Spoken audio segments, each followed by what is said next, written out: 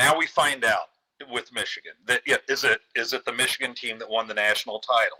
No, I don't think they're quite back at that level of talent. And this year, definitely they won't know our plays unless they know how to chip into the helmet the helmet mics. So it's going to be a good matchup. Their defense is still stout as hell, and their leading tackler is a former Husker, Ernest Hausman from Columbus, Nebraska, who I actually got to see play in high school. They played a little, Creighton Prep, an Omaha team, lost 42-7, but anything that went his way, he was destroying.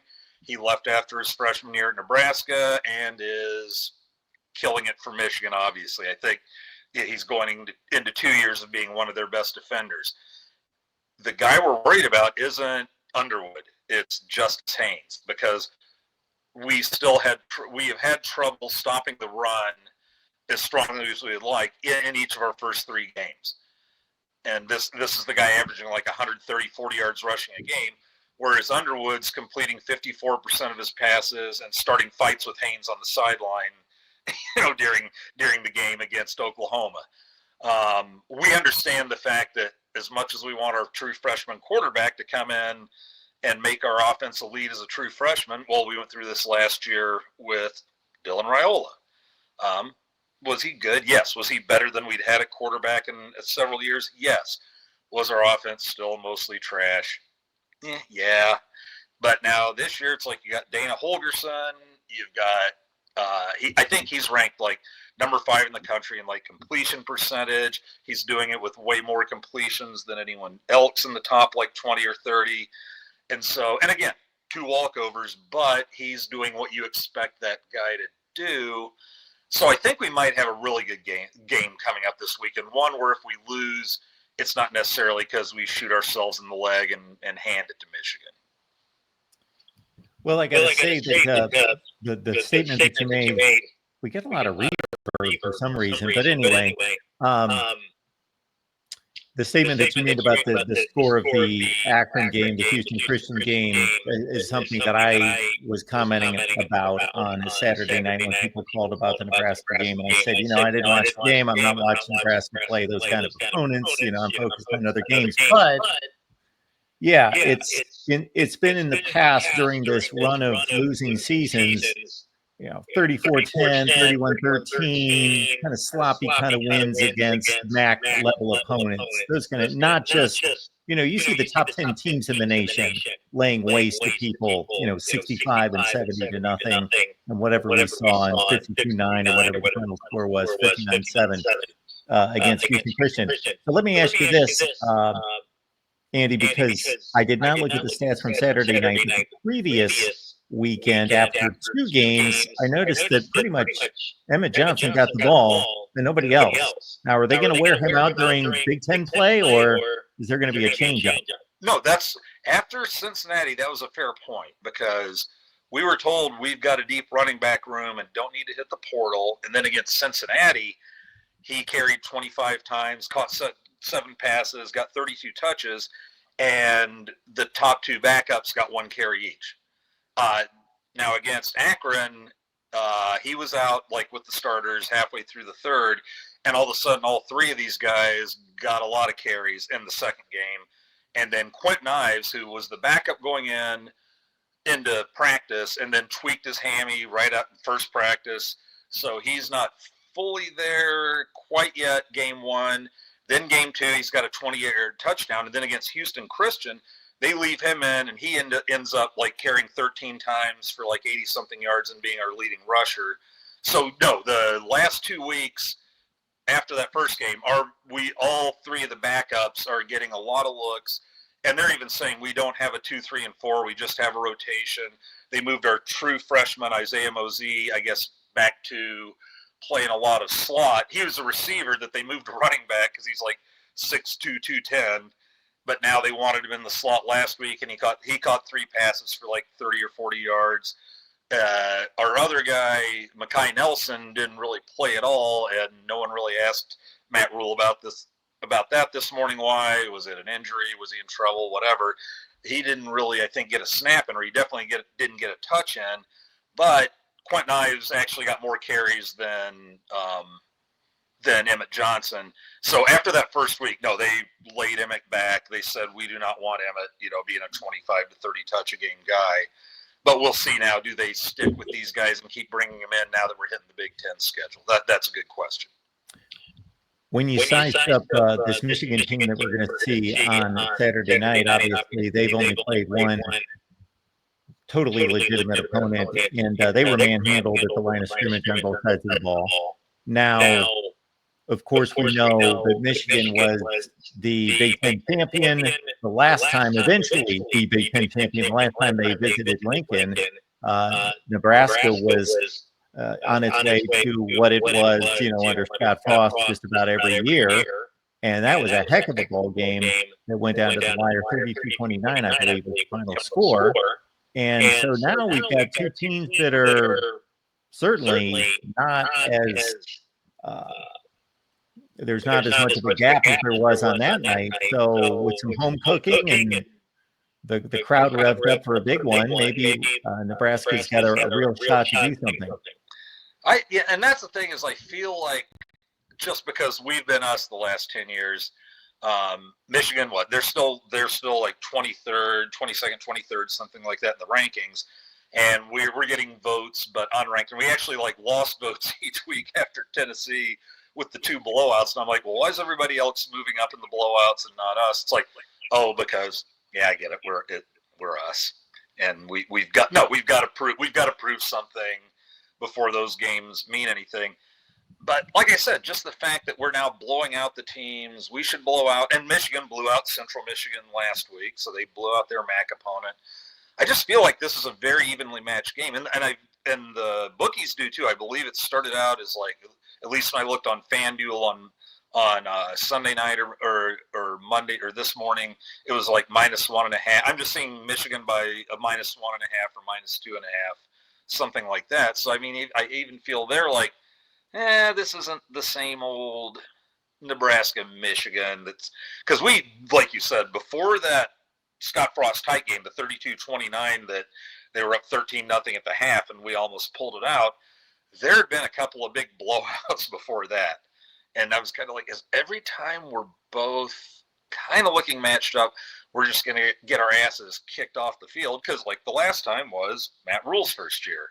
And, we can talk about maybe why it was 45-7 or whatever it was after they were winning games against the MAC 31-9, whatever. That era is over.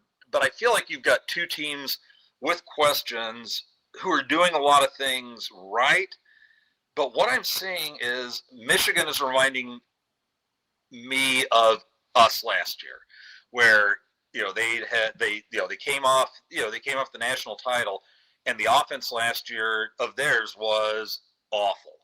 Just all. I mean, they couldn't even begin to throw the ball.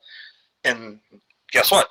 Same as us the year before, when Heinrich Harburg was our starting quarterback for most of the year, and Jeff Sims was turning it over like crazy, and that sort of thing. So we got a freshman in, and we're like, this will turn it all around. It didn't. We still struggled to score points, but we played, well, let's not count Indiana, but the week after we lost 56-7 to Indiana or whatever it was, we took it down to the wire with Ohio State, the eventual national champion, and Dylan Raiola was showing promise. But, yeah, he wasn't going to come in that year and just turn it all around in one step. And I feel like Michigan now was kind of us. They're kind of us this year, last year, going, hey, we got Underwood. Underwood's going to come in, and we're going to wreck things. And they go out and put 13 up on Oklahoma, and he's fighting on the sideline with teammates publicly. And I'm just going, gosh, I hate to wish anything bad on anyone, but can you guys keep that kind of disruption going for, another 2 weeks? I don't know. We'll see. But I actually like our offense better than ours. Now, on defense, we've got a stellar secondary, a loaded secondary. Where we've got all these seniors. I think 3 of them are we got 6 captains. 3 of them are defensive backs, and the one who's kind of slowly, he's a sophomore who got his first look in the Pinstripe Bowl. Donovan Jones from here in Omaha North High, starts off as Andrew Marshall's backup at cornerback. And they're going, why is he a backup? And both John Butler, the DC, and Addison Williams, the defensive backs coach, are going, no, he's pretty much a starter because we can play him in any of the 5 of the 3-3-5. And then they're doing it, and then after a week, they're like, yeah, and he gets a black shirt because he's out there. Then Hartzog got hurt, and they don't miss a thing because he can play corner. He's fast enough to play corner, but he's like 6'1", 200, and will jump up. And we saw this in the Pinstripe Bowl, just jumping up and murdering the running back if he, hey, it's a run, boom. He's not one of those guys who's, 185 pounds. I don't really want to get involved in that. So he can play all the positions, and so that's our defensive backfield. The problem is we've got a little bit of an undersized defensive line, and we never gave up a ton of yards, but we give up these little burst runs occasionally where it looks like we're just getting muscled around. So everybody's worried about Justice Haynes, and even today at the press conference, Matt Rule said, we've definitely got to work on our run stopping more, and so that's our worry, is that if they just Underwood hand it off, be the Michigan quarterback of Jim Harbaugh's dreams, and just hand it off a ton, that might be the way to beating us. We'll see. Like I said, giving up the occasional pop to a team you're beating by 60, for me, isn't a reason to sound the alarm.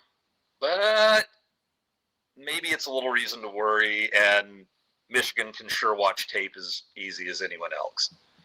Andy, you mentioned Hartzog. So obviously he saved the game against Cincinnati and tracked the ball in the end zone, something that's difficult for most defensive backs to do. So how long is he expected to be out?